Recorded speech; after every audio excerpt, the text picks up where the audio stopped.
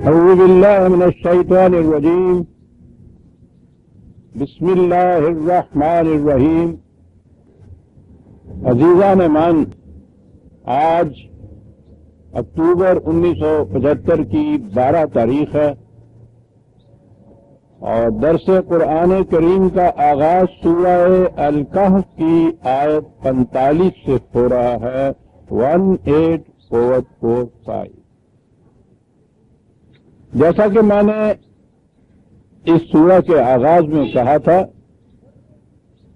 اس میں عیسائیت کے مسلک خانقاہیت کے متعلق اجمالاً قرآن کریم نے ذکر کیا ہے اور اصولاً پھر اس مسلک کی تباہ کاریوں کی طرف بھی توجہ دلائی ہے۔ اصل یہ ہے کہ انسان وہی کو اگر چھوڑتا ہے تو اس کی فکر ایکسٹریمز میں جھولا جھولتی ہے، افراط میں، تفریط میں، اعتدال پہ نہیں رہتی وہ۔ تو اس مذہب کی دنیا میں یا یوں کہیے کہ ایک طرف اگر انسان اس مسلک کی طرف آتا ہے کہ جسے پہلے مٹیریلزم کہا جاتا تھا، اب اس کے لیے ٹرم سیکولرزم ہے، اگرچہ اسے صرف سیاست میں استعمال کیا جاتا ہے، لیکن یہ ایک بڑا بنیادی نظریہ ہے سیکولرزم کا۔ تو سیکولرزم میں وہ آیا تو اس نے یہ کہا کہ یہ سارا کچھ انسان کی زندگی، یہ باہر کے قانون، کائنات، یہ سارا کچھ جتنا بھی ہے، انسان اپنی فکر سے ان مسائل کو حل کر سکتا ہے، تبھی قوانین کے تابع اس کی زندگی بسر ہوتی ہے۔ مقصد حیات یہی طبی مفاد کا حاصل کرنا ہے، کسی طریقے سے بھی یہ حاصل کیے جائے، ان میں مستقل اقدار کی کوئی حیثیت نہیں، ان کا کوئی عمل دخل نہیں ہے۔ مختصر الفاظ میں سیکولرزم یہ ہے۔ میں نے چونکہ دیکھا ہے کہ ذہن صاف نہیں لوگوں کے سیکولرزم کے متعلق بھی، یہ ٹرم تو آج کل بڑی عام ہو رہی ہے اور سیاسی دنیا میں عام ہو رہی ہے، لیکن میں دیکھ رہا ہوں کہ اس کا مفہوم بھی لوگوں کے ذہن میں صاف نہیں، سوشلزم کی طرح۔ تو میرا ارادہ یہ ہے کہ اس دفعہ میں کنونشن میں اس کے متعلق بھی ذرا بات وضاحت سے کروں کہ یہ سیکولرزم ہے کیا۔ اس وقت میں صرف اتنا ہی عرض کروں گا کہ یہ یکسر طبی قوانین، مادیت، طبی مفاد، صرف اسی کو اپنے سامنے مقصود حیات رکھتا ہے۔ اس میں پرماننٹ ویلیوز یا مستقل اقدار جو وحی کی روح سے ملتی ہیں، ان کا کوئی عمل دخل نہیں سمجھتا۔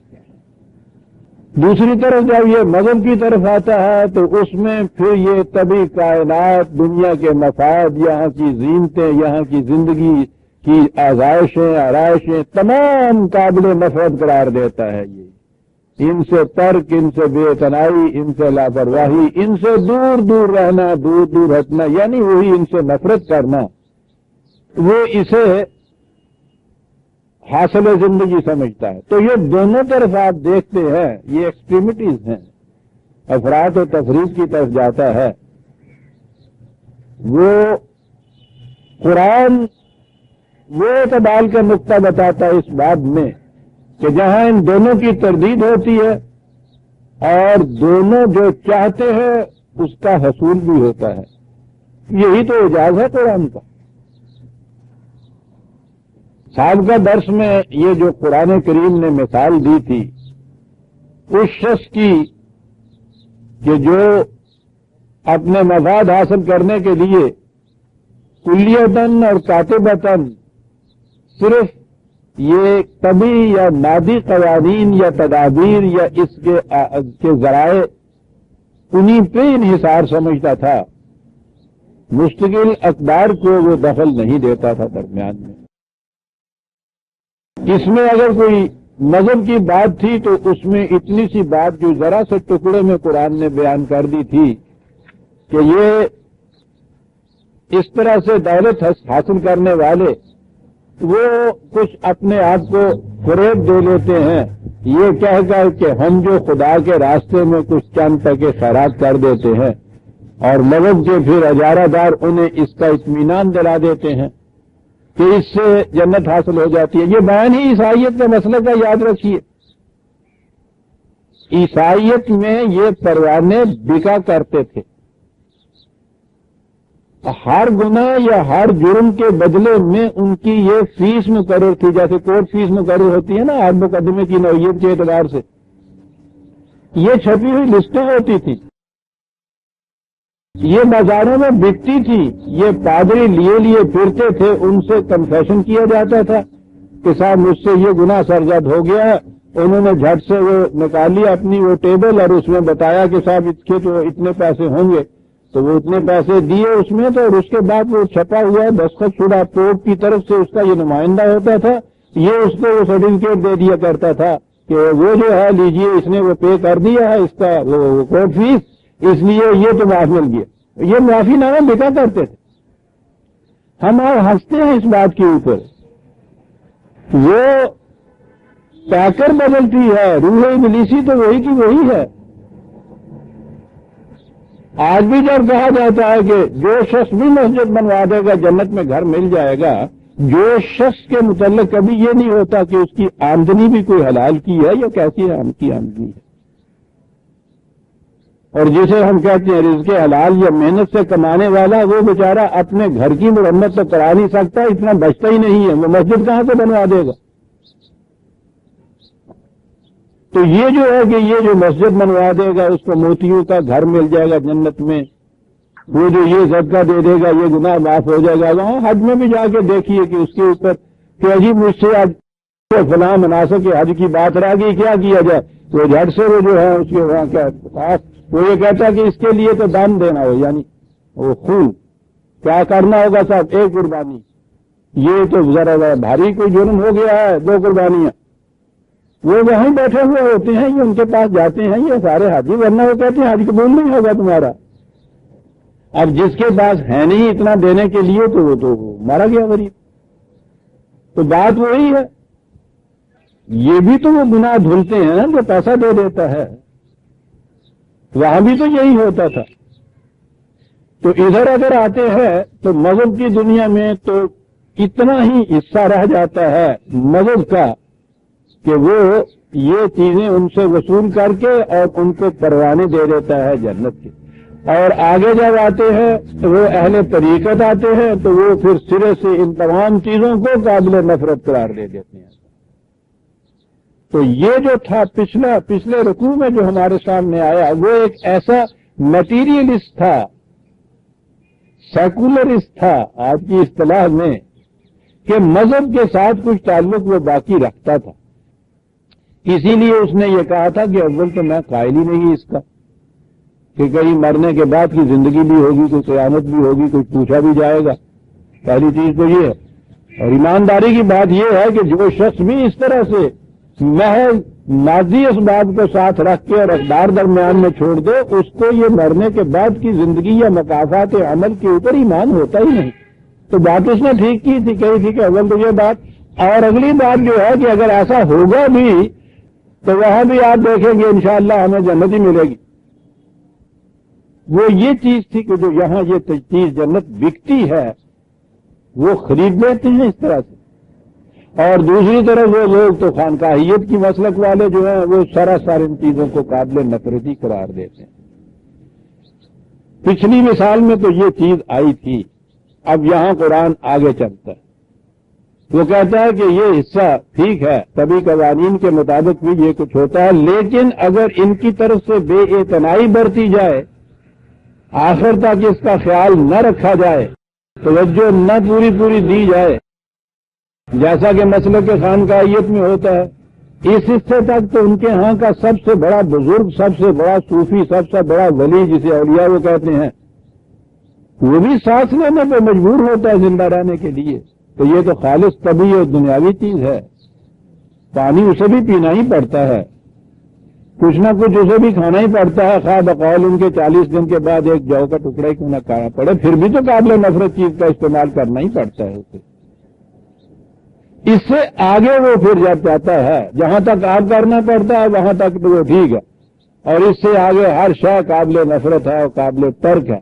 یہ اگلی مثال میں قرآن کہتا ہے کہ وَاضْرِبْ لَهُم مَثَلَ الْحَيَاةِ الدُّنْيَا، ان کے نظریے کے مطابق کَمَاءٍ أَنزَلْنَاهُ مِنَ السَّمَاءِ فَاخْتَلَطَ بِهِ نَبَاتُ الْأَرْضِ، کہا یہ ٹھیک ہے، بنجر زمین یا بارانی زمین، یوں کہیے بنجر نہیں، بارانی زمین، آسمان سے بارش برسی اور اس میں خود بخود کچھ اگایا، انہیں نہیں کچھ کرنا پڑتا، یہ چیزیں اس میں سے اگائیں، کہتا ٹھیک ہے یہاں تک تو یہ ہوا، اور اگر اس کھیتی کی طرف سے بے اعتنائی برتی جائے، یہ آ گیا مسئلے کے خانقاہیت، اس کی حفاظت نہ کی جائے، اس اگ آنے کے بعد جو باقی تدابیر اختیار کرنی پڑتی ہیں وہ نہ کی جائیں، تو کہتا فَأَصْبَحَ حَشِيمًا تَذْرُوهُ الرِّيَاحُ، تو وہی دنوں کے بعد دیکھیں گے کہ وہ بالکل سوکھ کر جھاؤ ہو جائیں گی، اور اس کے بعد ذرا سی تیز ہوا آئے گی تو کہیں سے کہیں اس کو خشک گھاس کو اڑا کے لے جائے گی۔ اس لیے یہ چیزیں جو قانون طبی کے مطابق بھی حصہ دیتی ہیں ان میں آخر تک پابندی کرنی پڑتی ہے ان قوانین کی، تو پھر یہ اپنا صحیح صحیح نتیجہ مرتب کرتی ہیں، پھل دیتی ہیں۔ وَكَانَ اللَّهُ عَلَىٰ كُلِّ شَيْءٍ مُقْتَدِرًا، اور خدا نے تو ایسے قوانین بنا دیے ہیں جن کا ہر شے کے اوپر کنٹرول ہے۔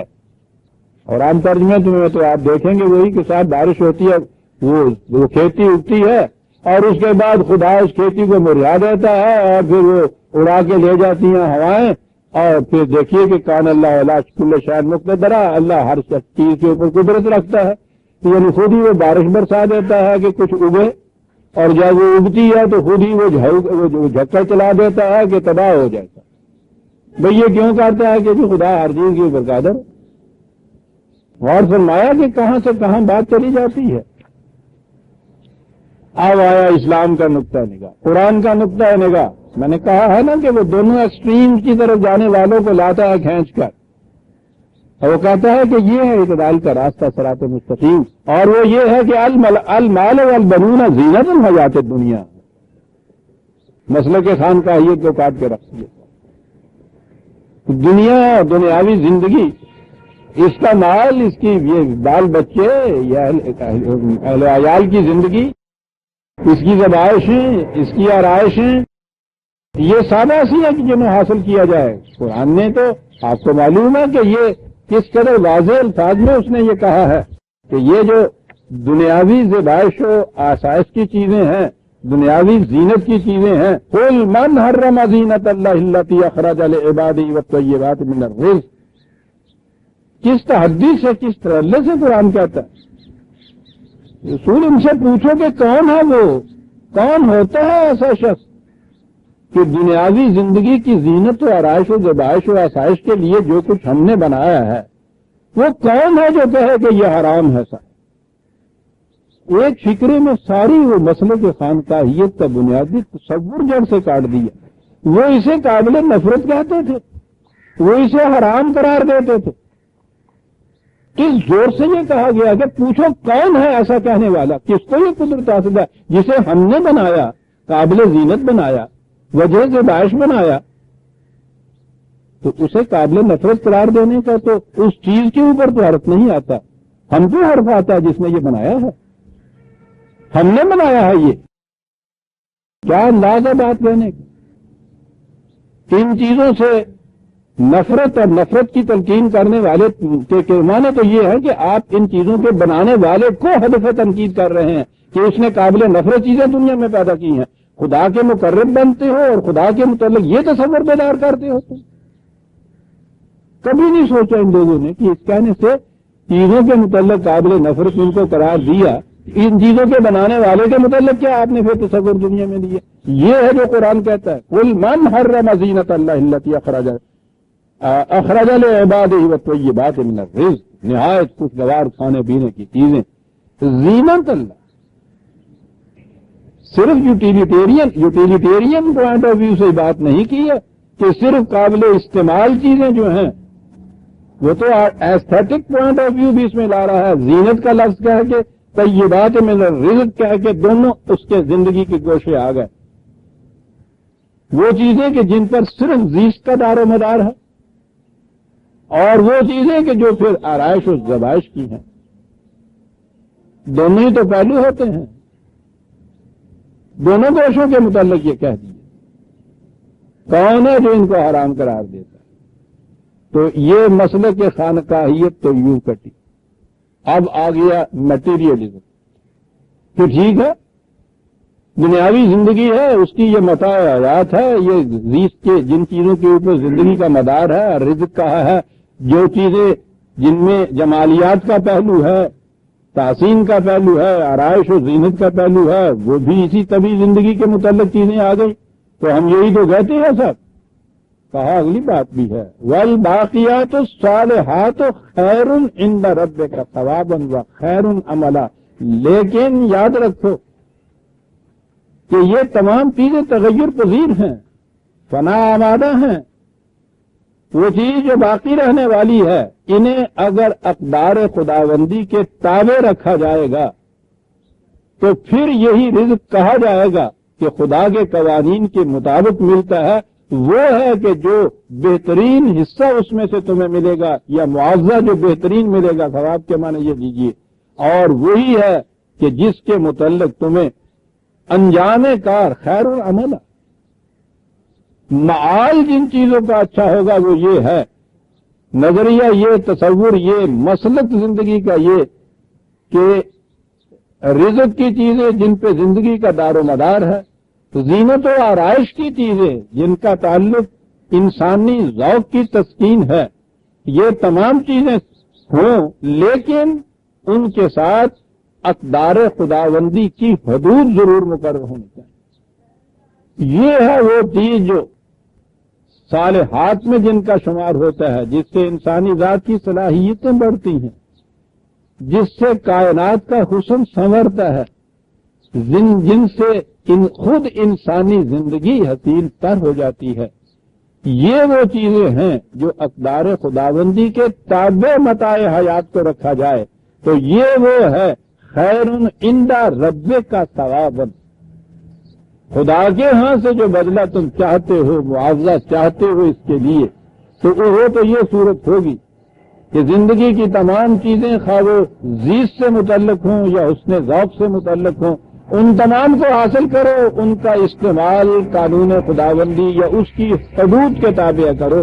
یہ ہے جس کا بہترین بدلہ بھی ہوگا اور پھر یہی وہ چیز ہے کہ جن کا معال نہایت اچھا ہوگا.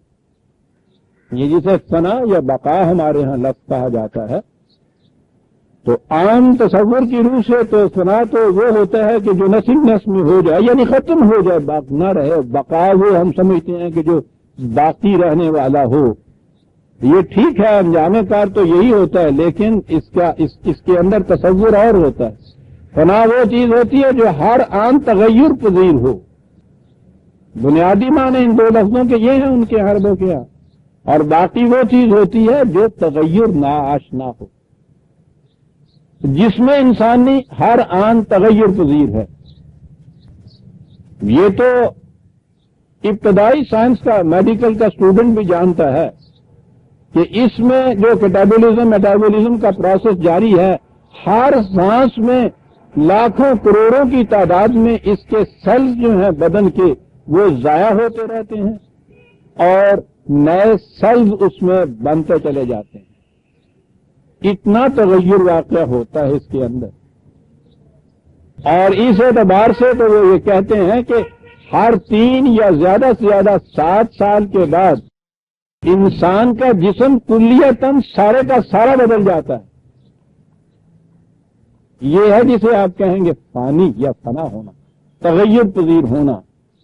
اور اس کے بعد آج کی سائنسی اس بات پہ بھی پہنچی ہے کہ انسان کے اندر ایک بے شک ایسی چیز ہے کہ جو شروع سے آخر تک تغیر ناآشنا رہتی ہے. یہ وہ چیز ہے کہ جسے انسان میں کہہ کر پکارتا ہے. آج سے 40 سال پہلے کی زندگی کے کسی واقعہ کو بھی وہ بیان کرتا ہے تو وہ یہ کہتا ہے کہ میں نے یہ کیا تھا، میں نے یہ کہا تھا، اگر میں یہ صرف اس کا جسم ہی ہوتا تو وہ تو اس دوران میں اگر 20 دفعہ نہیں تو کم از کم 7-8 مرتبہ تو اور کا اور ہو چکا ہوا ہے۔ یہ میں کون کہہ رہا ہے کہ میں نہیں کیا تھا، اور یہ کہتا ہی نہیں ہے۔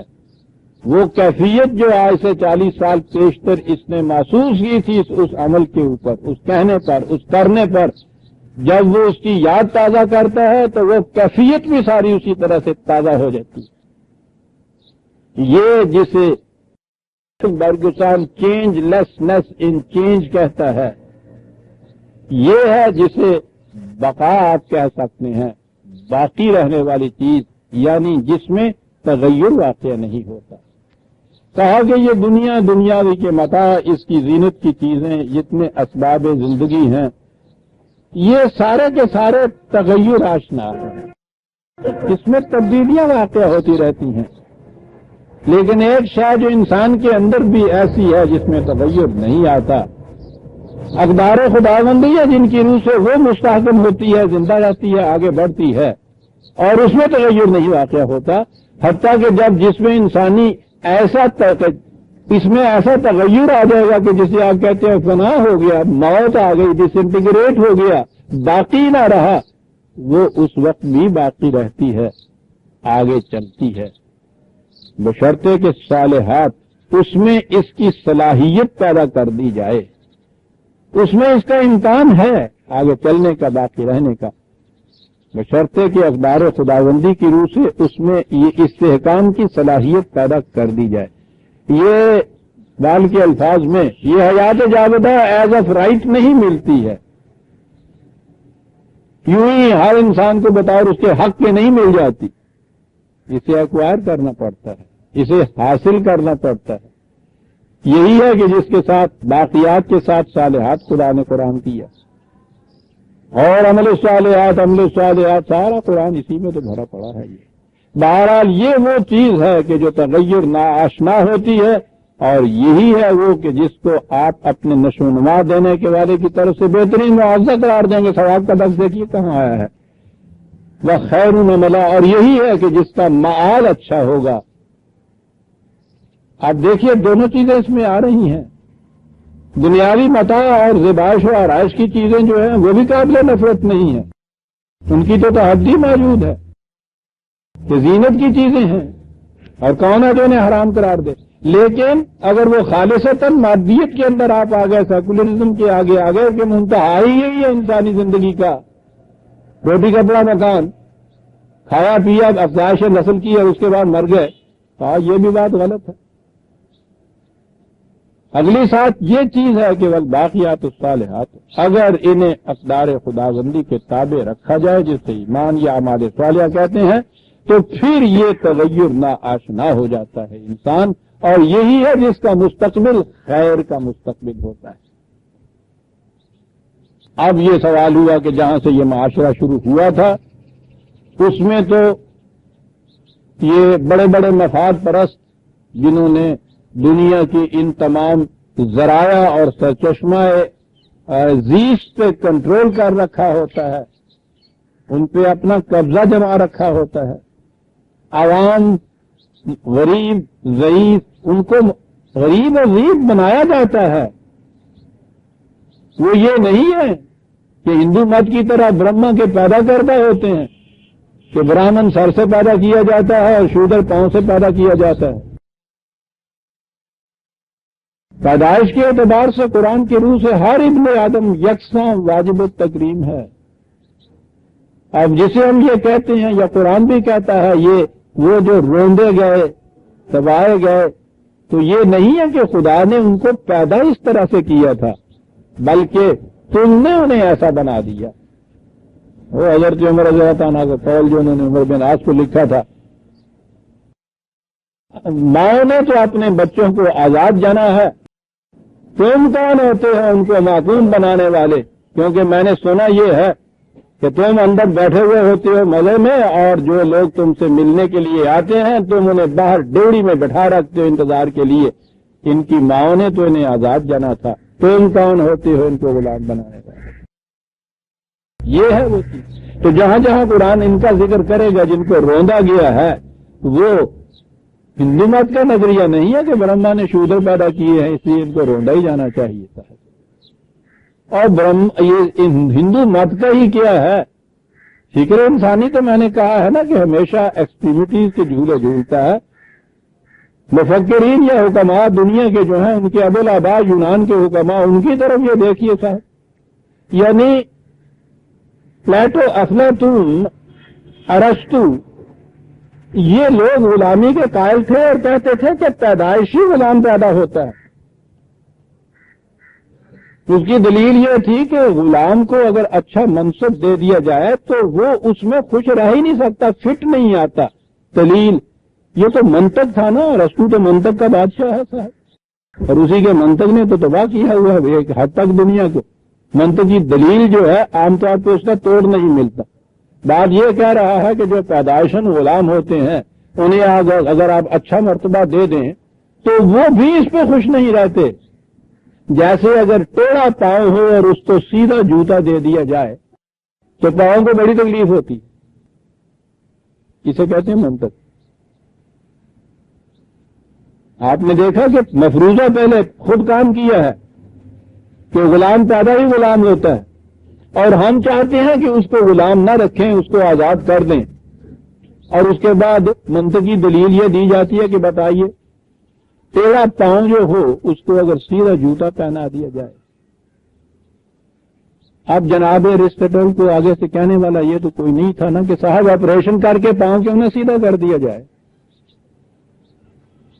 یہ ٹیڑھا جو تھا وہ خدا نے پیدا نہیں کیا تھا، وہ تمہاری عدم احتیاط کی وجہ سے تھا کہ وہ ٹیڑھا ہو گیا. اب اس نے یہ رکھا ہے قانون اپنا کہ ٹیڑھے پاؤں سیدھے کیے جا سکتے ہیں. یہ نہیں ہے کہ جو ٹیڑھا پیدا ہو گیا اس کو سیدھا جوتا نہیں دیا جا سکتا، ٹیڑھا جوتا دینا چاہیے. وہ تو بات میں بات آ گئی. تو قرآن جب اس طرح کا ذکر کرتا ہے تو وہ ہے کہ تمہارے معاشرے نے جو بنا دیا. اب وہ یہاں آتا ہے اس معاشرے کی طرف. یہاں میں اتنا عرض کر دوں کہ قرآن کریم میں یہاں تو نصف قرآن میں ہی یہ آیت آ گئی ہیں یا آئیں گی. آخری پارے کے اندر آپ کو معلوم ہے عام طور پر یہ آئیں گی کہ یہ پہاڑ ریزہ ریزہ ہو جائیں گے، زمین ٹوٹ جائے گی، ستارے تاریک ہو جائیں گے، آسمان پھٹ جائے گا. یہ سب چیزیں اس میں آتی ہیں. میں نے درس کے پہلے دور میں جب میں وہ آیا تھا 30ویں پارے پہ، اور 30واں پارا تو پتہ نہیں ہم نے شاید 6 مہینے میں ختم کیا تھا، اس میں تو نچوڑ آ گیا ہوا. اس میں یہ تمام چیزیں آتی. اس ضمن میں ایک چیز تو یہ ہے کہ یہ بہرحال یہ کائنات یا ہمارا کرۂ ارض یا جتنے کرے ہیں مادی، یہ بہرحال ایسے تو ہے نہیں کہ جنہوں نے عبدالآباد کا کہیے جیسے کہ ان مٹ یا جیسے خدا ابدی ہے اور ابدن رہے گا، ازلی ہے ابدن رہے گا. یہ صورت تو ہے نہیں. اب تو سائنس کی تحقیقات بھی کہہ رہی ہیں کہ رفتہ رفتہ ان کے اندر بھی زوال آنا شروع ہو گیا ہوا ہے. انہوں نے تو ایک دن مٹنا ہے ہی. اس لیے قرآن کی آیتوں کے اگر ان الفاظ کو لیا جائے گا لغوی طور پر کہ جبال سے مراد یہ پہاڑ ہیں پتھر کے، ارض سے مراد یہ زمین ہے، چاند اور ستارے یہی کرے ہیں، ان کا پھٹنا وہی طبی طور پر ہے، ان کا ریزہ ریزہ ہونا روئی کے گالے کی طرح ہو جانا. تو اگر کوئی ان کے وہی لغوی معنی لیتا ہے تو وہ بھی معال یہی انجام یہی ہونا ہے اس کائنات مادی کائنات کا، اس میں لے لیا جائے. لیکن عربوں کے ہاں یہ الفاظ مجازی طور پہ جو استعمال ہوتے تھے وہ اور معنوں میں بھی ان چیزوں کو لیتے تھے. پہاڑ سے مراد ان کی ہوتی تھی یہ بڑے بڑے سردار جن کے پاؤں بڑے زمین میں گڑے ہوئے ہوں. عرض سے مراد ان کی ہوتی تھی یہ وہ اشیاء جو ہر ایک کے پاؤں کے نیچے آتی ہے، روندے جانے والی چیز. وہ عوام اور غریبوں کے طبقے کو یہ کہا کرتے تھے. ان کا جگہ سے ہل جانا پہاڑوں کو وجہ تھا، ان کی سرداریاں ختم ہوتی تھی. عرض کا ابھر آنا وہ ان عوام کی قیام کے لیے استعمال ہوتے تھے. یہی الفاظ مجازی معنوں میں بھی استعمال ہوتے ہیں. دونوں معنی لیے جاتے ہیں. میں نے قرآن کریم میں جہاں جہاں یہ آئے ہیں وہاں سباق اور اس کا سباق جو دیکھا ہے اس اعتبار سے میں نے ان کے معنی مفہوم القرآن میں بیان کیے. اب یہاں یہ ذکر چلا آ رہا ہے اس پکڑاؤ کا کہ جس میں یہ دونوں نظریات زندگی جو قرآن نے بتائے ہیں یہ ختم کیے جائیں گے اور ان کے بجائے ایک نیا نظام قائم کیا جائے گا. اور اس نظام کی پہلی چیز یہ ہوگی یوم نسیر الجبال وتری الارض بارزۃ وحشرناہم فلم نغادر منہم احدا. اب وہ انقلاب آنے والا ہے. وہی میں نے عرض کیا ہے کہ میں مجاز کے معنوں کی روح سے یہ مفہوم بیان کر رہا ہوں کہ وہ دور اب آنے والا ہے کہ یہ بڑے بڑے سردار جو اس طرح سے اپنے پاؤں گاڑے بیٹھے ہوئے ہیں اپنے مقامات سے ہلا دیے جائیں گے. یہ پستی میں گرے ہوئے عوام کہ جو پاؤں تلے روندے جانے کے لیے رکھے گئے ہیں بارزتاً ان کی نمود ہوگی ابھر کے اوپر آ جائیں گے. اور یہ انقلاب جو ہے یہ کوئی کسی خاص مقام میں نہیں ہوگا یا یہ نہیں ہوگا کہ ان میں کچھ طبقے ایسے ہو جائیں کچھ رہ جائیں. یہ ایسی صورت نہیں ہوگی. یہ ایک کلی انقلاب آئے گا. جس دائرے میں بھی آئے جس مقام میں بھی آئے کہا کہ اس میں یہ نہیں ہوگا کہ انہیں چھوڑ دیا جائے انہیں پکڑ دیا جائے. ہمارے ہاں تو جو اصلاحات بھی ہوتی ہیں ان میں یہ اس قسم کی گنجائشیں رکھ دی جاتی ہیں کہ جنہیں چھوڑنا ہو درمیان سے انہیں چھوڑ بھی دیا جائے. کئی راستے ہوتے ہیں اس میں رکھے ہوئے. وہ کہتا ہے قرآن کہتا ہے کہ ہمارا نیا ہوا انقلاب جو ہوگا اس میں یہ کیفیت نہیں ہوگی. حشرناہم فلم نغادر منہم احدا. یہ جو نیا نظام ہوگا کوئی ایک فرد بھی نہیں جو اس سے بچ جائے. کوئی بھی ایسا یہ جسے آج کی اصطلاح میں یہ سرمایہ دار جاگیردار صاحب اقتدار یہ سب کچھ آپ کہتے ہیں یہ جوال ہیں یہ پہاڑوں کی طرح کھڑے ہیں. کہا کہ یہ بھی نہیں کہ وہ اس قسم کا انقلاب ہوگا کہ اس میں سے کچھ تو آ جائیں ہمارے قابو اور کچھ اس میں سے چھوٹ جائیں اور رہ جائیں یا رکھ دیے جائیں الگ. قطعاً نہیں. یہ بھی نہیں ہوگا کہ جنہیں ہم یہ پاؤں کے تلے روندے جانے والے عوام کہتے ہیں ان کو ہم اٹھائیں ان میں سے کوئی ایک طبقہ جس کو ہمارے نزدیک مقرب ہے اسے اٹھا دیں اور باقی پہلے سے بھی زیادہ اور پہلے تو ہموار زمین تھی پھر وہ گڑے بن جائیں بیچارے. قطعاً یہ نہیں ہوگا. وَعُرِضُوا عَلَىٰ رَبِّكَ صَفًّا یہ سب کے سب ایک ساتھ میں کھڑے ہو جائیں گے ہمارے حضور. یہ ہے وہ مساوات جس کا ذکر کیا کرتے ہیں. یہ ہوگا اس انقلاب میں. اور پھر ہمیں تو تاریخ بتاتی ہے عزیزان من کہ یہ انقلاب آیا. پہلے تو ان بڑے بڑے پہاڑوں کے متعلق تاریخ بتاتی ہے جو کہتے تھے کہ ہمیں کون ہلا سکتا یہاں سے. ایران کی مملکت کے صاحب رومن کی مملکت کے اتنے یہ تو خود عربوں کے اندر کی یہ قریش اور ان کی سرداریاں ان کے ہی تصور میں بھی نہیں آ سکتا کہ ہمیں کوئی ہلا بھی سکے گا جڑ سے پھیرنا تو ایک طرف. میں کہتا ہوں کوئی ایران کا مفکر نہیں صحیح کوئی عوامی صحیح اس کی ہزارہ سال کی تاریخ سامنے رکھ کے تصور میں بھی لا سکتا تھا کہ وہ خسرو ایران کا جو یزگرد جیسا شہنشاہ ایک دنیا کے اوپر دھات بیٹھی ہوئی اس کی کیفیت یہ ہوگی کہ وہ اپنی جان بچانے کے لیے مارا چھپتا ہوا پھرے گا اور بالآخر وہ کوئی جگہ اس کو پناہ کی نہیں ملی. ایک پن چکی میں جا کے وہ چھپا. وہ پن چکی والا آیا تو اس نے دیکھا کہ کوئی چھپ کے بیٹھا ہوا ہے. پوچھا تو اس نے جھوٹ بول کے یوں ہی کہہ دیا کہ ایک مسافر تھا راستہ بھول گیا رات سردی تھی میں نے رات بسر کی. اس نے کہیں پتہ نہیں تصویر دیکھی ہوگی یا ویسے ہی کہیں دیکھا ہوگا. اس نے کہا کہ نہیں صاحب یہ تو بات نہیں ہے تم تو یہ گرد ہو اور تم نے جو ہم پہ مظالم کیے ہوئے ہیں آج ان کے بدلہ لینے کا وقت آ گیا. پن چکی میں اس نے کہانی میں مار دیا اس کو شہنشاہ ایران کا پہاڑ اس طرح سے اپنے مقامات سے نسیر الجبال قرآن کہتا ہے. کیا لفظ استعمال کیا ہے، مارا مارا بھاگا بھاگا پھرے گا پہاڑ کی طرح جو اپنے آپ کو آج مستحکم محکم اور بخود خزیدہ کہہ رہا ہے. پناہ کی جگہ نہیں کہیں گی. اسے کہتے ہیں کہ کسی کو بھی نہیں چھوڑا جائے گا. اور عوام میں سے پھر آپ دیکھ لیجیے کہ صہیب رومی جیسا ایک مزدور، بلال حبشی جیسا ایک غلام، اس کی کیفیت یہ ہے کہ وہ چلے آ رہے ہیں تو یہ سرداران عرب جو ہے ادھر اسلام لائے ہوئے تو سیدنا بلال کہہ کے ان کو ان کا استقبال کرتے ہیں. عمر فاروق جیسا امیر المومنین، وہ آخری وقت میں اپنی شہادت کے کہتا ہے کہ یہ انہوں نے کہا کہ نماز جنازہ کون پڑھائے، کہنے کہ اب تو میں کیا بڑھاؤں، صہیب زندہ ہوتا تو امیر المومنین کے جنازے کی نماز مزدور پڑھاتا. یہ ہے ایک صف میں کھڑے ہو جانا. وَعُرِضُوا عَلَىٰ رَبِّكَ صَفًّا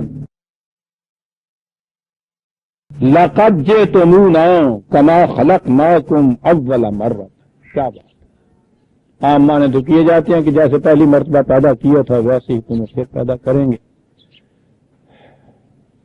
بہت بڑی بات. پہلی مرتبہ کی جو زندگی قرآن نے بتائی ہے، انسان کی تمدنی زندگی کا جو آغاز ہوا ہے، قرآن کریم نے اسے تمثیلاً قصہ ابلیس و آدم کی شکل میں بیان کیا. وہ جنت جس میں آدم کو کہا گیا رکھا گیا، وہ انسان کی ابتدائی تمدنی زندگی ہے جہاں سے اس نے مل جل کر رہنا شروع کیا تھا. ابھی ابتدا سامان رزق کی فراوانیاں اور میری اور تیری کی لکیریں ابھی نہیں پڑی تھی. دو چار لفظوں میں ساری بات کو کہہ گیا نا قرآن. وَخُلَ مِنْهَا رَغَدًا حَيْثُ شِئْتُمْ. کیا بات ہے حیث شئتم، کیا بات ہے اس میں رغدن. وہ زندگی کہ جہاں کسی کو بھوک لگے وہاں کھانے کو ملے، لیکن کھانے ہی کے لیے، ذخیرہ کرنے کے لیے نہیں، رغدن پیٹ بھرنے کے لیے. نہ تو یہ کیفیت ہو کہ بھوک لگی ہے تو ہے ہی نہیں، ہے تو کسی اور کا ہے، سوال ہی نہیں، جہاں بھوک لگی ہے وہاں موجود ہے. اور نہ یہ بات ہے کہ کسی کے یہاں زائد ہو گیا ہے تو وہ اس نے ذخیرہ ہی کر لیا، نہیں صاحب صرف پیٹ بھرنے کے لیے.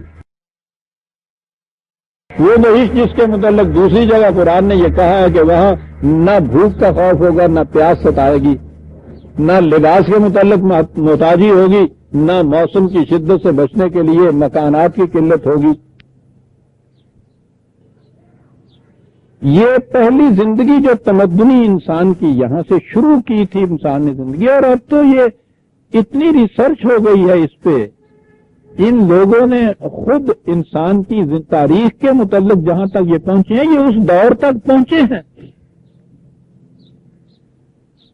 یہ جو ہمارے ہاں اب یہ نظریہ شروع ہوا ہے اشراق کا بھی، خود ان کے ہاں کی یہ تحقیق یہ ہے کہ پہلے دور کے انسان آج بھی جہاں قبائلی زندگی بسر کرتے ہیں، ان کی زبان اور ان کے لغت میں پوزیشن کا لفظ ہے نہیں، ملکیت کا لفظ نہیں ہے.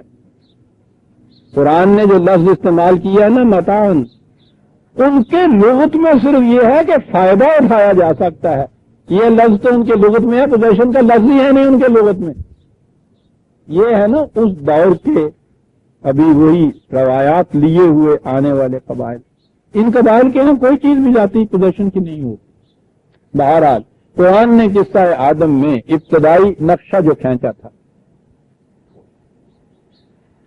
وہ یہ نقشہ تھا، یہ جو کہا ہے نا کہ ایک صف میں سرے آ جائے، وہ کہا کہ یہ سب ہمارے حضور کھڑے ہوں گے ایک صف کے اندر محمود و ایاز، اور اس کیفیت سے وہ کیفیت لیے ہوئے وہ جو ابتدائی دور تھا انسان کی تمدنی زندگی کا،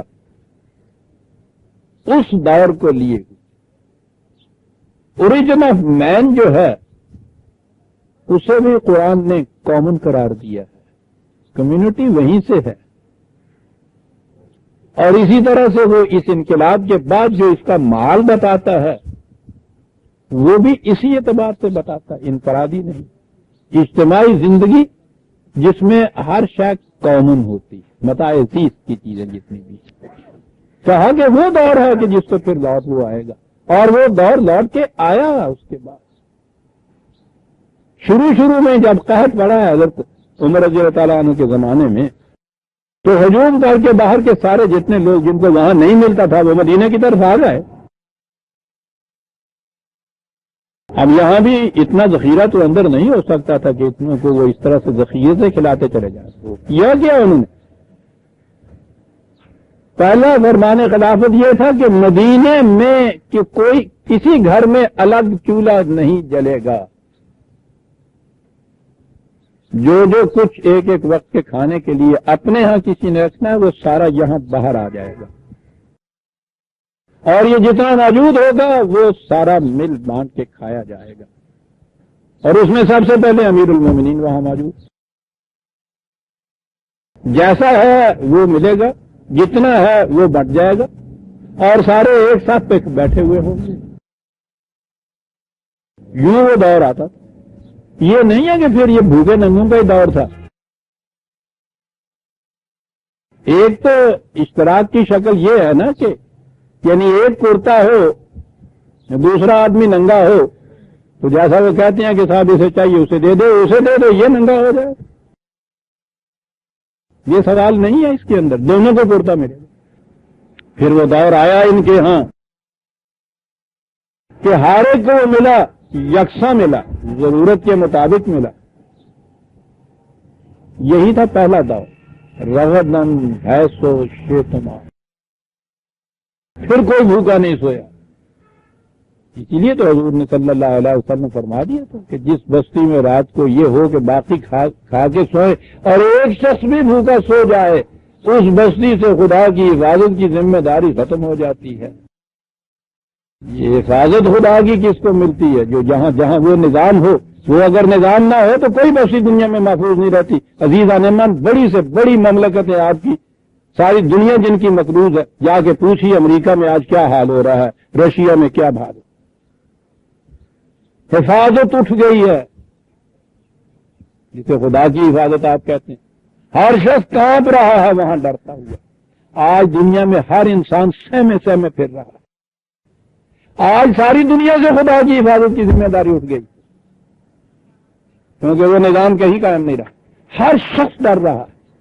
جو طاقتور ہے وہ بھی چھاتی پہ بیٹھا ہوا ڈر رہا ہے، جو نیچے ہے وہ تو نیچے ڈرنے والا ہے ہی. حفاظت کی ذمہ داری جسے کہا گیا تھا اٹھ جائے گی، یوں حفاظت کی ذمہ داری اٹھ رہی ہے کیونکہ انہی کے ہاں کی جو تحقیقاتی کمیٹیاں ہو جسے وہ کہتے ہیں ورلڈ ہیلتھ آرگنائزیشن، ان کی رپورٹ ہے کہ دنیا میں رات کو آدھی آبادی بھوکی سو رہی ہے. ارے جس بستی میں ایک بھوکا سو جائے اس بستی سے حفاظت کی ذمہ داری ختم ہو جاتی ہے، اور جس قرہ ارض پہ آدھی آبادی بھوکی سو رہی ہو وہاں حفاظت کی ذمہ داری ہوگی خدا کی. اٹھ چکی ہوئی ہے وہ ذمہ داری جو تھی حفاظت کی ضمانت. ہر شخص آج سہمے ہوئے پھر رہا ہے. سلطنت سہمی ہوئی پھر رہے ہیں، مملکت سہمی ہوئی پھر، ان کے افراد سہمے ہوئے پھر رہے ہیں. اتنی عظیم مملکت کا سربراہ صدر فوج جان بچانے کے لیے سہمے ہوئے پھر رہا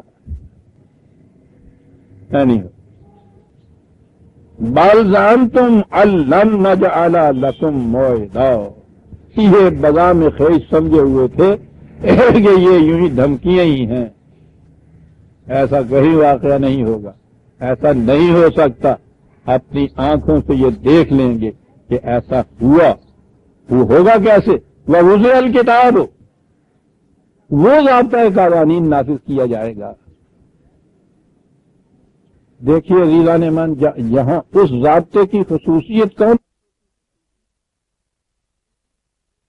وہ کتاب ہوگی کیا کہتا ہوں اتنی سی بات ہی اگر یہ بتا دی جائے. تخصیص جو مجرم کی تو جس نے جرم نہیں کیا وہ تو نکل گیا نا، وہ تو لا خوف علیہم ولا هم یحزنون آ گیا. اور مجرم کی یہ کیفیت ہے کہ وہ کہیں یہ نہیں کہ اس کو کہیں پناہ مل سکتی ہے یا وہ مامون ہے محفوظ ہے. فَتَرَى الْمُجْرِمِينَ مُشْفِقِينَ مِمَّا فِيهِ وَيَقُولُونَ يَا وَيْلَتَنَا مَا لِهَذَا الْكِتَابِ لَا يُغَادِرُ صَغِيرَةً وَلَا كَبِيرَةً إِلَّا أَحْصَاهَا کانپے گا بڑے گا اور کہے گا یا اللہ کس قسم کا چاہتا ہے قانون ہے. بڑے سے بڑا گناہ تو ایک طرف جرم تو ایک طرف چھوٹے سے چھوٹے جرم کو بھی نہیں بخشتا صاحب. سب کو محیط ہے یہ. کیسی کیا بات ہے. یا ویلتنا کیا لفظ ہے. ہائے ہماری بد نصیبی، ہماری بدقسمتی، ہماری تباہی، ہماری ہلاکت. تو کیا ہو گیا صاحب؟ ایسا جاتا ہے قانون کہ جو بخشتا ہی نہیں ہے، چھوٹا جرم ہوتا ہے بڑا جرم ہوتا ہے. غلط معاشرے کے اندر تو پھر وہ جو چھوٹے چھوٹے صاحب وہ غلطیاں جن کو جرم بھی کہہ دیجیے وہاں پکڑا جاتا ہے نا. وہ جو برف دو آنے کی بجائے اڑھائی آنے کو بیچتا ہے وہ تو آ جاتا ہے مہنگائی فروش میں. اور جو آپ کے ہاں دوائی تک لائف سیونگ ڈرگ بھی جو پہلے 2 روپے میں ملتی تھی اس کے 50 روپے مانگ رہا ہے صاحب، اس پہ کوئی گرفت نہیں ہوتی. غلط معاشرے میں یہ ہوتا ہے. وہ کہتا ہے نہ چھوٹا جرم یہ چھوڑتی ہے نہ بڑا جرم کو چھوڑتی ہے. وَوَجَدُوا مَا عَمِلُوا حَاضِرًا. اور یہ بھی نہیں کہ کسی کا کوئی جرم کوئی کام چھپا ہوا رہ جائے. حاضراً سامنے ہوگا. یہ ہے جی وہ نظام. الکتاب کے تابع اسے الکتاب کے تابع جو ہوگا. الاسلام جہاں آتا ہے قرآن میں وہ تو بتاتا ہے ضابطۂ خداوند دی بک وہ جب نافذ ہوگی تو اس میں کیفیت یہ ہوگی ہر مجرم کانپے گا اپنی کھلڑی میں. چھوٹا جرم ہو تو بڑا جرم ہو تو سب اس کی گرفت کے اندر ہوں گے. ولا یظلم ربک احدا. لیکن سن لو یہ کانپنے والی بات جو ہم نے کہی ہے یہ نہ سمجھ لینا کہ صاحب پھر تو پتہ نہیں ہے ہارے کو ڈرنا پڑے گا. قطعاً نہیں. تمہارا رب کسی پہ زیادتی نہیں کرے گا. مجرم کو چھوڑے گا نہیں. زیادتی کسی کے خلاف ہوگی نہیں. ہر ایک کو ہر جگہ جہاں بھوک ملے گی کھانے کو ملے گا ذخیرہ کو کر نہیں سکے گا. بڑے بڑے جو پہاڑوں کی طرح اپنے بہتم پاؤں گاڑے ہوئے ہیں سب اپنی جگہ سے اڑتے پھریں گے. روئی کے گالوں کی طرح اڑتے ہوئے پھریں گے. جن کو پاؤں کے تلے روندا جا رہا ہے بارزتن ان کی نمود کا زمانہ. کیا لفظ ہے عزیزان مان. بارز اور مستتر 2 لفظ ان کے ہاں ہے.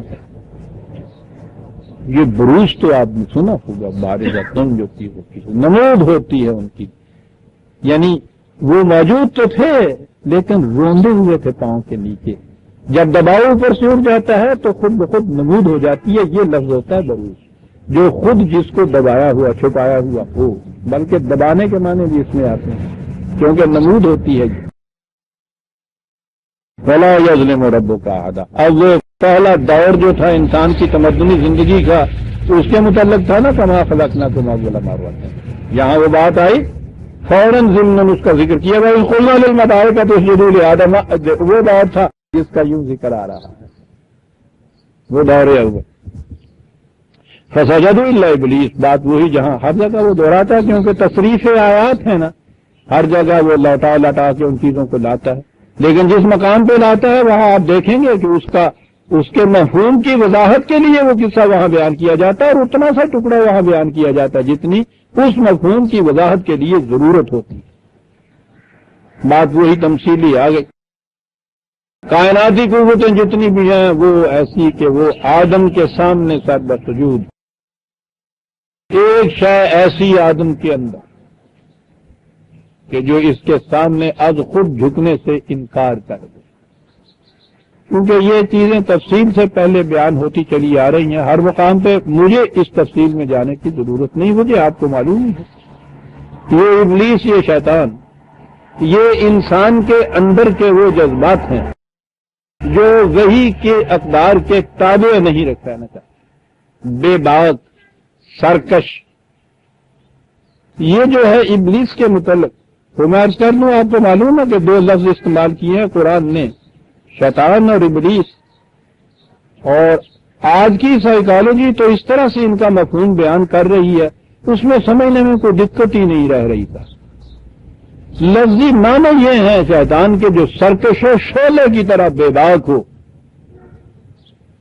آج کہا جا رہا ہے کہ یہ جتنے انسان کے جذبات جن کو حدود کے تابع نہیں رکھا جاتا ان کی ابتدا سرکشی سے ہوتی ہے ہمیشہ، اور اس کے بعد یہ کہتے ہیں کہ ہر ایگریشن کی انتہا فرسٹریشن ہوتی ہے، اس کے بعد جب یہ چیز سرکشی اور فساد کا دور ختم ہوتا ہے مایوسی چھا جاتی ہے پوری۔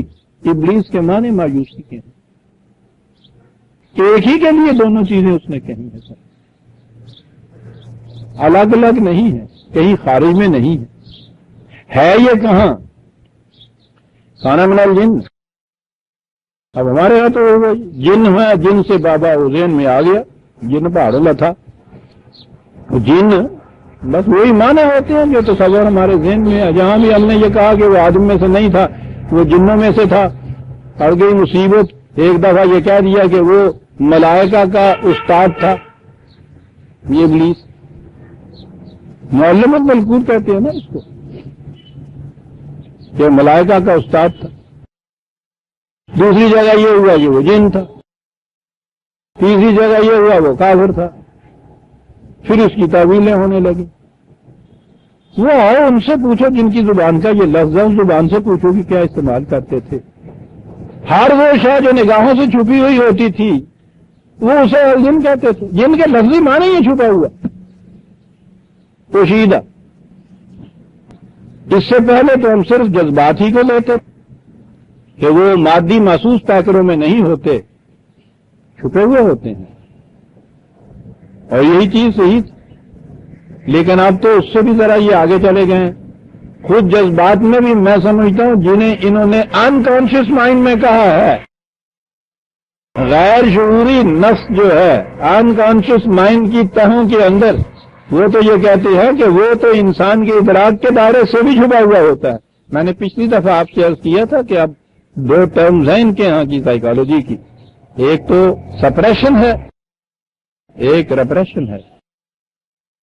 سپریسڈ تو یہ ان جذبات کو کہتے ہیں کہ جو ابھرے ہوئے تو ہوں لیکن اس کی عقل و فکر کا تقاضا مصلحت کا یہ ہو کہ ان کو یہ بروئے کار نہ لائے۔ چوری کرنے کا جی تو بہت چاہتا ہے کرانے کو، لیکن چونکہ سامنے بیٹھا ہے مالک یا بدنام ہو جانے کا خطرہ ہے، چوری کر تو نہیں سکا، چوری کرنے کا خیال جو ہے وہ اندر رہا، تو وہ شعور میں بات رہتی ہے کہ یہ چوری تھی، وہ باہر نہیں آنے دیتا۔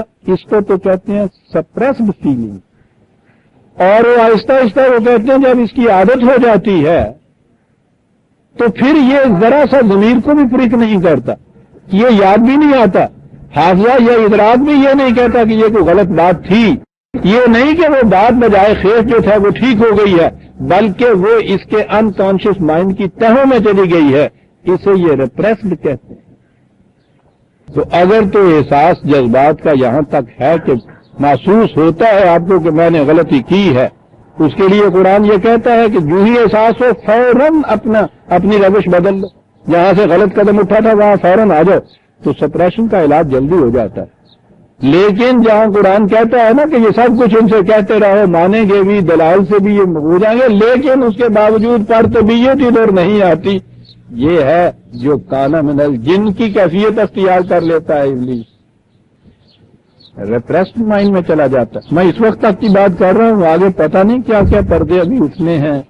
نفس انسانی کے متعلق تو تحقیقی ابھی شروع ہوئی ہے، خیر کانا من الجن، میں یوں ہی سمجھ لیجئے کہ نفس غیر شعوری کی تہنائیوں میں تہوں کے اندر چھپے ہوئے تمہارے وہ جوان کے جذبات، وہ نیتیں، وہ ارادے، وہ بروئے کار جو نہ آ سکے، وہ سارے کے سارے فسق عن ربہ ہی، وہ جس پیٹرن میں نشو و نما ہونی چاہیے کسی کی اس سے نکل گیا۔ آپ کو میں نے بتایا ہوا فسوق کے معنی۔ کہا تم یہ بتاؤ، یہ تو ایک چیز ابلیس کا شیطان وہ قرار دیتا ہے، لیکن یہ ایک تو اصولی چیز ہے نا، جذبات تو بے شمار قسم کے ہوتے ہیں، کششیں، جاذبیتیں، ٹمپٹیشن، آرزویں، خلشیں، تمنائیں، غلط کوشیاں، غلط کاریاں، معصیت خیزیاں، بڑی نوعیتیں اس کی ہوتی ہیں۔ قرآن انہیں ابلیس کی ذریت کہتا ہے، کبھی انہیں جنود کہہ کر پکارتا ہے. اس پنجابی جنہوں نے شتونگڑے کہتے ہیں ذریت ابلیس. افتتخذون ذریتہ اولیاء من دونی وہم لکم عدو. کہا کہ کیا تم اقدار خداوندی یا قانون خداوندی کو چھوڑ کر یہ جو تھے تمہارے ہاں کے سرکش جذبات، خواہ وہ نگاہوں سے اوجھل بھی کیوں نہیں ہو گئے، خواہ وہ سپریس یا ریپریس مائنڈ میں بھی کیوں نہ چلے گئے، ان اقدار کو چھوڑ کر انہیں اپنا مددگار بنانا چاہتے ہو، انہیں سرپرست قرار دینا چاہتے ہو، ان کی پیروی چاہتے ہو، ان کا اتباع کرنا چاہتے ہو. حالانکہ یاد رکھو وہ تو تمہارے دشمن ہیں. محض ان کے چھپا کر رکھ دینے سے تو وہ تمہارے دوست نہیں ہو سکتے، وہ تو دشمن ہیں. اور عدو کا لفظ قرآن لایا ہے ہر مقام پہ، اور آپ کو میں نے بتایا ہوا کہ بنیادی طور پر یہ کس کے لیے استعمال کیا کرتے تھے. یہ جو لکڑی پھاڑتے ہیں تو اس میں موٹی لکڑی ہو، اسے ایک دفعہ جب وہ کلہاڑے سے پھاڑا جائے تو آگے سے تو پھٹ جاتی ہے، لیکن اس میں اتنا زور ہوتا ہے کہ وہ زور سے پھر مل جاتی ہے. تو اس میں پھانا یا زج دے دیتے ہیں کہ وہ زور سے بھی آپس میں ملنے نہ پائے، بود رہے ان میں، پھٹے ہوئے وہ رہیں، الگ الگ رہیں. یہ جتنی بھی آپ کے ہاں کی انفرادی نظام کی کیفیتیں ہیں اس میں ہر فرد جو ہے دوسرے سے اس طرح سے الگ الگ رہتا ہے نا. اور وہ الگ الگ رکھنے والی چیز کیا ہوتی ہے؟ وہ ذاتی مفاد ہر ایک کا، وہ ایک کو دوسرے کے قریب نہیں آنے دیتا. انفرادیت تو ہوتی یہ ہے. یہ جو شے ہوتی تھی اس کو وہ عداوت کہتے تھے. وہ شے جو چھوڑ دیا جائے، اگر بیچ میں سے اس چیز کو نکال دیا جائے تو اپنے زور درو سے مل جائے. کہتا ہے انسان تو واقعہ ہوا ہے، یہ گریگیریسنس تو اس کے اندر ہے، مل کر رہنا تو اس کے اندر ہے. لیکن قرآن نے جو کہا تھا کہ یقطعون ما امر اللہ بہ یوصل، جنہیں ملانے کے لیے ہم نے حکم دیا تھا تم انہیں الگ الگ کرتے ہو صاحب. تو یہ الگ الگ کرنے والی مفاد پرستیوں کی یہ ویجز ہیں جو درمیان میں آ جاتی ہیں. یہ لفظ کی بنیاد ہے اس کی کہ ہم نے تمہیں کہا تھا کہ یہ تو تمہیں ایک دوسرے کے قریب نہیں آنے دیں گے، اور تم انہیں کو ہی اپنا سہارا قرار دے رہے ہو. بئس للظالمین بدلا، یہ یا حجاب ظلم آ گیا. یہ لوگ جو ہیں ان کی ان کاوشوں محنتوں اور کی جتنی بھی یہ اپنے یہاں قانون کے الفاظ میں کاریگری ہنرمندی بتاتے ہیں، اس کا بدلہ بڑے ہی خراب تباہ کن بدلہ ہے ان چیزوں کا جو تم بات. یہ جنہیں تم اس کو چھوڑ کر اپنا دوست بناتے ہو، ولی بناتے ہو، سرپرست بناتے ہو، اب اس میں یہ سب آ جائیں گے. سرمایہ دارانہ مفاد پرستیوں والے بھی، مذہب کی دنیا کے اندر کچھ خیرات لے کر زکات لے کر بخشوانے کے پروانے دینے والے بھی، طریقت کی دنیا کے اندر آپ کی ساری ذمہ داریاں اپنے اوپر لے لینے کے لیے جس نے پیر کے ہاتھ میں ہاتھ دے دیا تو کہتے ہیں پیر کی ذمہ داری ہو جاتی ہے کہ اپنے ساتھ لے کے جائے. یہ جائے گا نہیں جنت میں جب تک انکل انہوں لگانا لے گا بیٹے بیٹیاں اندر. ہاں جی، ٹکٹ والا تو اپنی ٹکٹ کے زور پہ جاتا ہے نا. میری بہن نے کبھی یہ دیکھا نہیں ہے.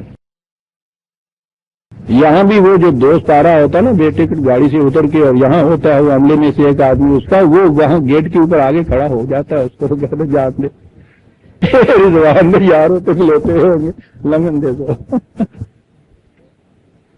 کیا کیا سناؤں جو ہم کس سے پڑھا کرتے تھے. واقعی یہ صورت ان کے یہاں تھی کہ وہ کون ہی ماریں گے کیونکہ لمگا اور وہ تو آپ کو پھر یاد ہوگا، نہ یاد ہو تو سنا دوں. ہے تو لطیف ہے، وہ لطائف تھے. ہم تو اس زمانے میں حقائق سمجھتے تھے، پڑھا کرتے تھے، رویا کرتے تھے. تو جو ہم سمجھتے ہی نہیں ہوں کہ پیر جڑے گودڑی اتنے لئی پھرتے ہے نہیں، گودڑی ہندی کی ہے پوچھو نا. ایویں نہیں لئی پھرتے ہے کہ گودڑی ہے، بڑی چیز ہے. اچھا جی، بڑی چیز کی ہے. تو قیامت میں جب ان مجرموں کو ڈھونڈ ڈھونڈ کے نکالا جائے گا، پکڑا جائے گا، جہنم کی طرف لے جائیں گے، اور ان کے لیے وہ رضوان ہوگا بڑا سخت سا نئی قسم کا کوئی لگا دیا ہوگا کہ جو وہ اس طرح سے نہ آئے اس بحرے میں.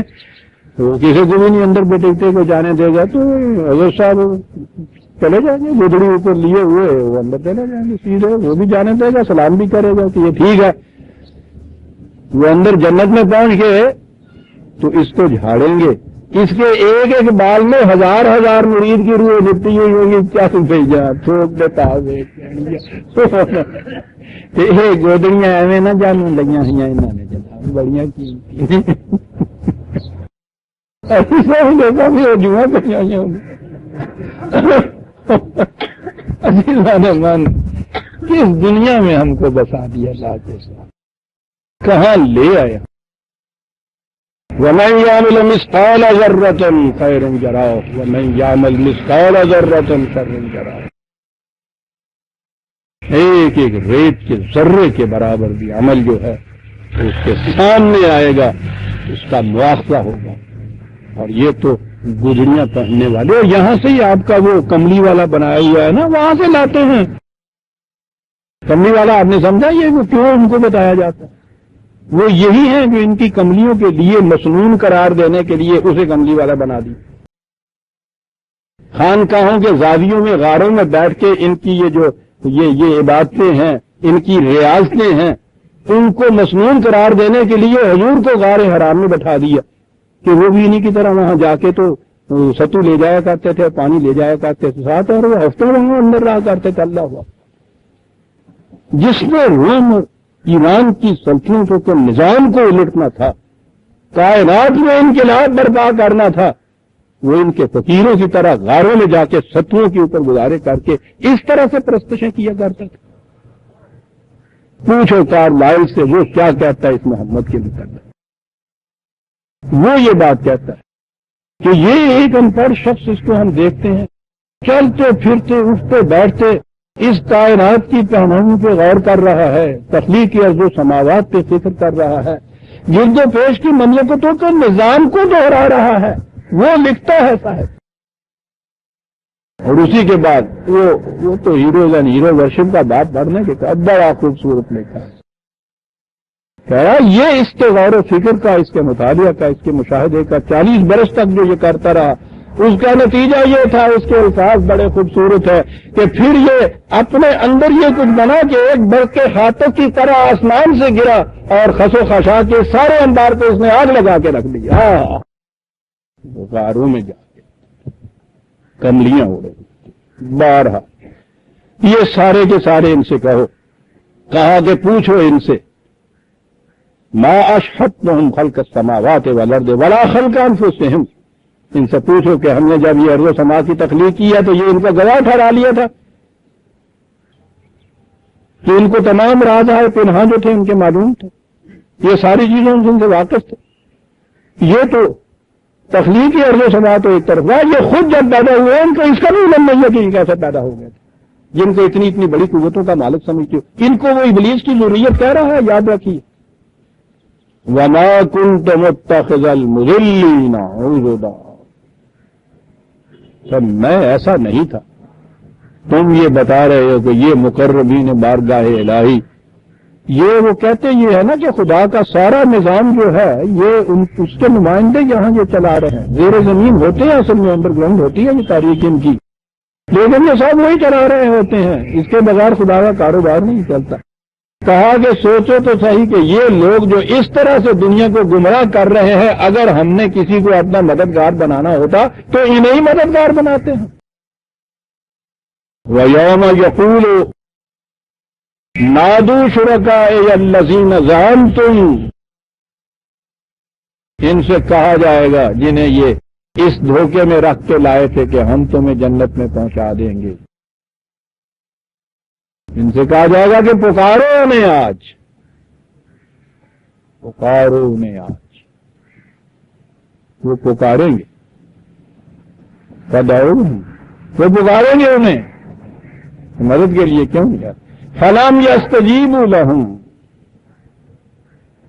مدد کے لیے آنا تو ایک طرف رہا، ان کی پکار کا جواب تک نہیں دے سکیں گے، خود منہ چھپائے ہوئے پھر رہے ہوں گے۔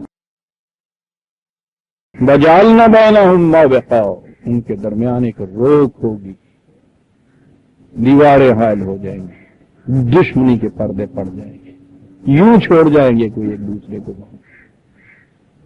ورأى المجرمون النار فظنوا انهم مواقعها ولم يجدوا عنها مصرفا، اور یہ پھر وہ جواب تک نہیں دیں گے، سامنے شعلہ فشاں جہنم ہوگا۔ میں نے کہا نا کہ یہ سارے بیانات تمثیلی ہیں، قرآن نے جو بیان کیے ہوئے وہ اسے بھڑکتا ہوا دیکھیں گے، اور اس سے بچ کے جانے کی کوئی جگہ وہاں نہیں۔ یہ ہے نا وہ کتاب کے روح سے جو یہاں مواخذ، اس دنیا میں یہ کیفیت، عاقبت پہ ہمارا ایمان ہے، وہاں یہ چھپے ہوئے جو تحت ضیاء میں نسل غیر شعوریہ کی تہنائیوں میں ہم نے چھپا رکھے ہیں، وہ بھی تو بارز ہوں گے۔ یہاں بھی یہ کیفیت ہے، وہ یہ بتا رہا ہے کہ اس نظام کے تابع پھر یہ کیفیت ہے کہ مجرم اپنے سامنے بھڑکتے ہوئے جہنم کو دیکھیں گے اور کہیں بھی پناہ کی جگہ نہیں پائیں گے، یہاں سے بچ کے جانے کے لیے کوئی جگہ نہیں ہوگی۔ یہ تو عزیزان من مجرم ہے جن کے متعلق سرکار نے کہا ہے کہ ڈر کانپ رہے ہوں گے۔ وہاں کے قانون مکافات امر اور خدا کی عدل کے متعلق تو اس کائنات کی عظیم ترین ہستی بعد از خدا بزرگ کوئی قصہ مختصر، اس کی زبان مبارک سے رسول اللہ صلی اللہ علیہ وسلم کی قرآن میں کہلایا گیا کہ ان سے کہہ دو کہ اگر میں بھی خدا کے قانون اور حکم کی معصیت کروں تو میں خود اس عذاب عظیم سے ڈرتا ہوں۔ اندازہ لگائیے، سارے قصے حضور کی شفاعت کے قصے تو خیر وہ ہیں، ان کے قصے جن کو مقربین اور ان کو یہ اپنے پیرانے طریقت کہا جاتا ہے، اور جتنے بھی یہ بڑے بڑے ہیں سب کو بسوانے کے ذرائع بنا رکھے ہوئے ہیں۔ وہی وہ جو کلیسا کے ہاں پروانے بکا کرتے تھے وہی بکتے ہیں۔ دوسروں کی شکل جو ہے پروانے کی، اس پہ ہم غور کرتے ہیں تو اسے مذاق کرتے ہیں، بیانی وہی کیفیت اپنے ہمارے ہاں ہوتی ہے، اسے بڑے فخر سے بیان کرتے ہیں۔ گزشتہ چند آیات میں قرآن کریم نے تمثیلی بیانات کیے، چیزوں کے تشبیہات سے سنائی، بہت سی چیزیں دوبارہ بھی لایا، پھر کے بھی لایا۔ کہا وَلَقَدْ صَرَّفْنَا فِي هَذَا الْقُرْآنِ لِلنَّاسِ مِنْ كُلِّ مَثَلٍ، ہم بار بار لوٹا کے لاتے ہیں یہ باتیں، یہ مثالیں، یہ تشبیہیں، یہ داستانیں بار بار لاتے ہیں۔ تو اس لیے وَكَانَ الْإِنسَانُ أَكْثَرَ شَيْءٍ جَدَلًا، وہ اس لیے کہ یہ جب بات اس سے کی جائے تو اس کا ذہن ہمیشہ جھگڑے کی طرف جاتا ہے، تو یہ جو جھگڑنے والی ذہنیت ہے اس کو بار بار سمجھانے کی ضرورت ہے۔ اگر انسان وہ جسے قرآن اس نے کہا ہے کہ مطہرین کے سوا کوئی بھی یہاں بات تمسک نہیں قرآن سے نہیں کر سکتا، اگر تو کلین سلیٹ سے کوئی آئے بات کچھ مشکل ہے نہیں۔ اقبال نے کہا ہے کہ بیان نقطہ توحید آ تو سکتا ہے، تیرے دماغ میں بت خانہ ہو تو کیا چاہیے۔ یہ جدلہ جو ہے نا، وہ جو انسان کے ذہن کے اندر بت خانہ ہوتا ہے وہ نہیں اس کو اس طرف آنے دیتا سمجھنے کی، اور یہ ہے جس کے لیے وہ کہتا ہے کہ بار بار دہرایا جاتا ہے۔ جھگڑالو کو سمجھانے کا یہی طریقہ ہو سکتا ہے جو کہا گیا ہے۔ صاحب باتیں تو بڑی صاف ہیں، دہرائی جاتی ہیں تکرار سے، اصرار سے، تصریف سے۔ وَمَا مَنَعَ النَّاسَ أَن يُؤْمِنُوا إِذْ جَاءَهُمُ الْهُدَىٰ وَيَسْتَغْفِرُوا رَبَّهُمْ إِلَّا أَن تَأْتِيَهُمْ سُنَّةُ الْأَوَّلِينَ أَوْ يَأْتِيَهُمُ الْعَذَابُ الْقُبُلَ۔ بات یہ ہے، یہ نہیں کہ بات سمجھ میں نہیں آتی، آ سکتی ہے، اس کے باوجود یہ لوگ صحیح راستے پہ نہیں آتے، اسے تسلیم نہیں کرتے، حالانکہ خدا ان کو حفاظت کا سامان ان کے لیے بہم پہنچاتا ہے، پناہ گاہ ان کے لیے بتاتا ہے کہ یہاں آ جاؤ تو بچ جاؤ گے، وہاں بھی نہیں آتے۔ اب بزرگ اس کے اور کیا کہا جائے کہ یہ بھی چاہتے ہیں کہ ان کا حشر وہی ہو جو اس سے پہلے تباہ ہونے والی قوموں کا حشر ہوتا ہے۔ وہ مقام آتا ہے عزیزان من قوموں کے اندر جب وہ ہر روز دیکھتے ہیں کہ ہمارے قدم تباہی کی طرف اٹھ رہے ہیں، اور اس کے باوجود وہ ادھر ہی چلے جاتے ہیں اور اسی طرف چلے جاتے ہیں، رخ نہیں بدلتے۔ مورخ کے ذہن میں نہیں آتی، سمجھ میں بات نہیں آتی کہ اس قوم کو ہوا کیا تھا۔ قرآن اس مقام پہ کہتا ہے، اور اس مقام کے اوپر آ جاتی ہے کہ باتیں تو ساری صاف اور واضح ہیں، سمجھ میں بھی آ سکتی ہیں، لیکن اب یہی کہو کہ جس طرح سے پہلی ہلاک ہونے والی قوموں کی روش تھی، یہ اسے نہیں چھوڑنا چاہتے، اور اس انتظار میں ہے کہ جس تباہی کے متعلق ان سے کہا جاتا ہے وہ ان کے سامنے آ کھڑی ہو۔ وَمَا نُرْسِلُ الْمُرْسَلِينَ إِلَّا مُبَشِّرِينَ وَمُنذِرِينَ وَيُجَادِلُ الَّذِينَ كَفَرُوا بِالْبَاطِلِ لِيُدْحِضُوا بِهِ الْحَقَّ وَاتَّخَذُوا آيَاتِي وَمَا أُنذِرُوا هُزُوًا۔ تو یہ مقصد ہے ہمارا، یہ جو ہم اپنی بار بار ہدایت کو بھیجتے ہیں، انسانوں کے ذریعے ان کو بھیجا جاتا ہے جنہیں رسول کہا جاتا ہے، تو ان کا مقصد بھی اتنا ہی ہوتا ہے کہ وہ آ کے بتائیں کہ یہ غلط روش جو ہے یہ تمہیں تباہی کے جہنم کی طرف لیے جا رہی ہے، صحیح روش تمہیں خوشگواریوں کی جنت کی طرف لے جائے گی۔ وہ یہی کہنے کے لیے آتے، یہی بتانے کے لیے آتے، بتاتے اس طرح سے ہیں کہ بات صاف ہو، کوئی اس میں ابہام نہ رہے، کوئی کہان نہ رہے، کوئی اقتباس نہ رہے، وضاحت ہو جائے، بار بار سمجھاتے ہیں، لوٹا لوٹا کر باتیں بیان کرتے ہیں، مبشرین و منذرین۔ لیکن یہ لوگ جنہوں نے تہیہ کر رکھا ہوتا ہے کہ ہم نے ماننا ہی نہیں ہے، وہ اپنے باطل کو سامنے لا کر اس کی روح سے ان سے جھگڑے نکالنا شروع کر دیتے ہیں۔ حق کی بات ان کے پاس نہیں ہوتی، حق تو حق کے ساتھ جھگڑ ہی نہیں سکتا، تو سچ اور سچ کا جھگڑا ہو ہی نہیں سکتا تھا۔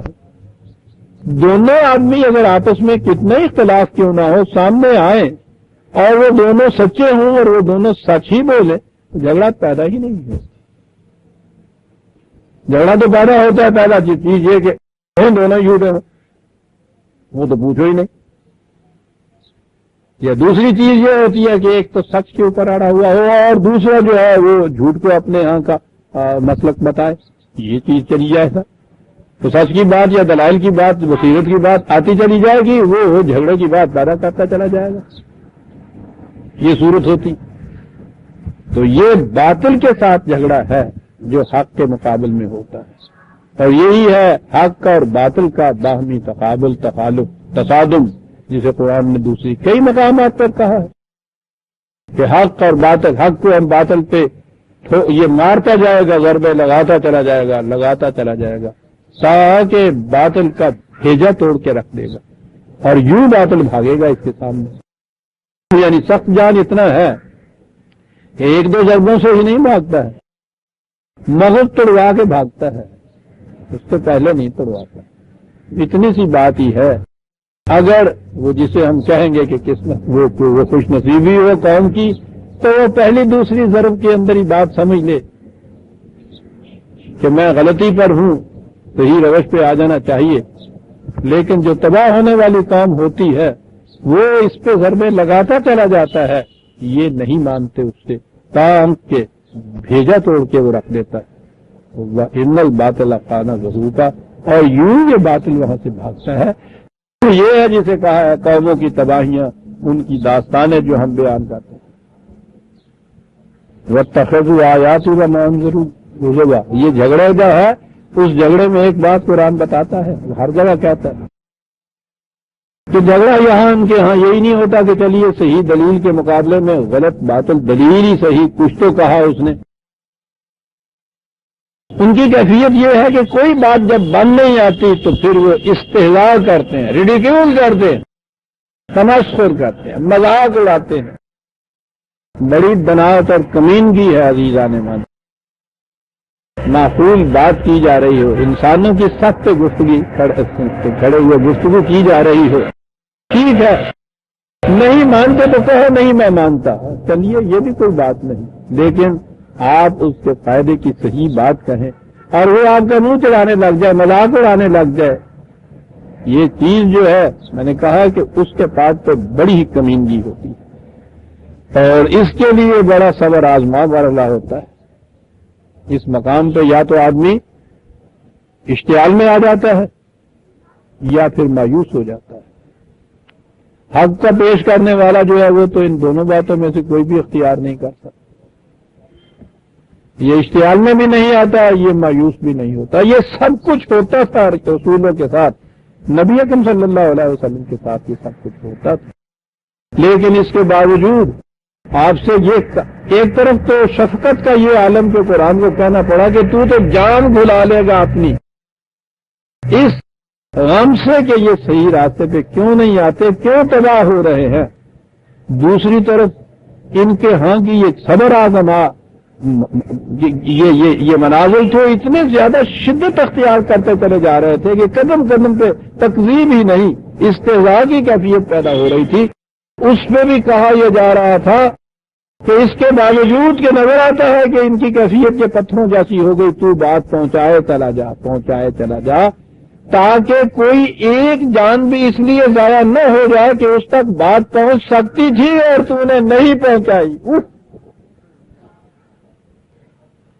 کتنی بڑی ذمہ داریاں تھیں ان حضرات کی، حق کے کہنے والے کی ذمہ داریاں، اور کس قدر صبر آزمال تھے یہ مراحل تھا، کتنا بڑا جگرا ان کا ہوتا تھا، اس لیے تو ان کو منتخب کیا جاتا تھا۔ اور جو بھی حق کو لے کر اٹھے گا بہرحال اس کے ساتھ یہی کچھ گزرے گی اور وہ یہی کچھ کرے گا اتباع سنت رسول میں، تو جب ہی کچھ کام چلے گا۔ یہ بھی اگر کسی جگہ مشتعل ہو گیا، کہیں مایوس ہو گیا، پھر یہ حق کا پہنچانے والا نہیں رہے گا صاحب۔